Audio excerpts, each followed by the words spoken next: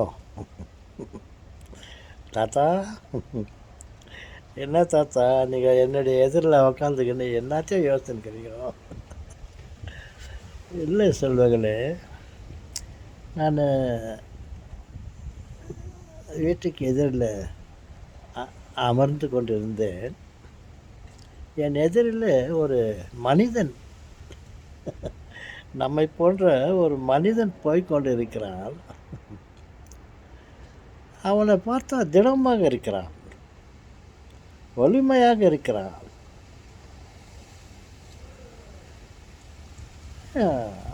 நடந்து கொண்டு போனான். அப்புறம் கீழே ஏதோ இருந்தது, அதை கீழே குனிஞ்சி தன்னுடைய கைகளால் அதை எடுத்தான். பாருங்கள், கடவுளுடைய மனுஷன் எப்படி பண்ணிக்கிறாரு. ஒரு திடமான மனிதனை படித்துவிட்டு அவனை எப்படியெல்லாம் அவனுடைய உடம்பு ஸ்ட்ரக்சரை பண்ணிக்கிறார் பாருங்க. திடமான மனிதனாக இருக்கிறதுக்கு அந்த மனிதனுக்குள்ளே ஒரு இரும்பை போன்ற ஒரு எலும்பினால் அவனுடைய உடம்பை, அது எலும்புக்கு மேலே அவனுடைய உடம்பை படைத்திருக்கிறார். அந்த எலும்புக்கு மேலே சதையை படைத்திருக்கிறார்.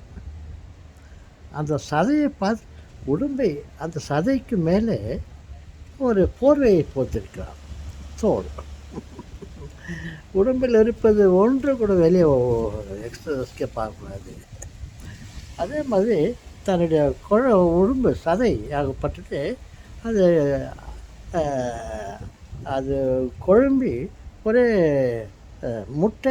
ஒரே முட்டையாக ஒன்றாக சேர்ந்து கொண்டு இல்லாமல் அது ஒரு பிடிப்போடு இருப்பதற்கு ஒரு மதித்திர உடம்புக்கு உள்ள ஒரு எலும்பை சொல்லி வைத்திருக்கிறான்.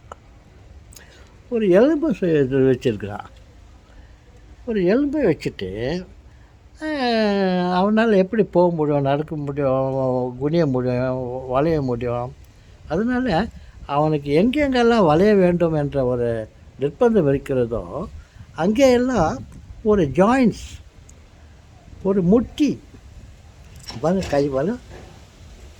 அது கைக்குள்ளே அது நான் சொன்ன எலும்பு இருக்கிறது.